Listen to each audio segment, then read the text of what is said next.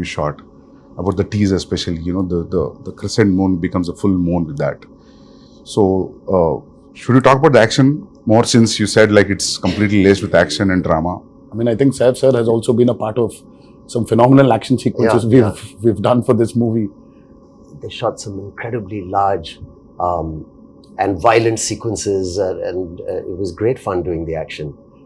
It's also really raw. There were some huge pelwans from because a lot of the action is about the fights between the heads of 4 different villages that fight for the ancestral weapons, and it's kind of the sequences I shot involved, you know, a blood sacrifice to the gods and prayer, and so it was kind of mythologically rooted as well, and then really, you know, physically demanding kind of stuff, and great action sequence. We shot a fight for about 10 days. 10 nights. 10 nights. And we still didn't get done with it. For another, the teaser fight? Is it in the teaser?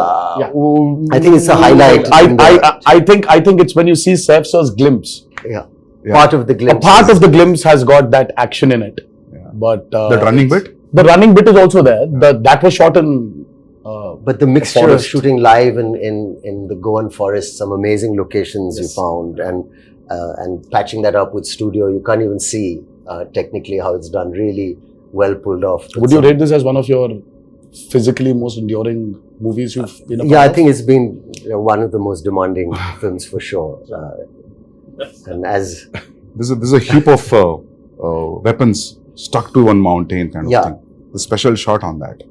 So is it too much of a reveal if you talk about that? No, I mean it's not a big reveal, but there's a lot which we've placed a lot of the story on that as well. There's no deity worship, so there is no belief in God as such. So what they believe is in steel, the ancestral steel, like Conan. They believe in. So set in which century this is? This have you said what time it is? No, 80s and 90s. 80s and 90s. This is set in I mean like a little bit of the early 80s and the early 90s or the late 90s. Okay. So it's an 80s and 90s. But a very remote place. But a very remote place where I mean I see there are a lot of villages still, especially in South India also. I think it's there in North as well. But they don't worship a god as such. So there are, in Telugu we call them Grama Devatalu. Yeah. In Hindi, Gram Devata. Yeah.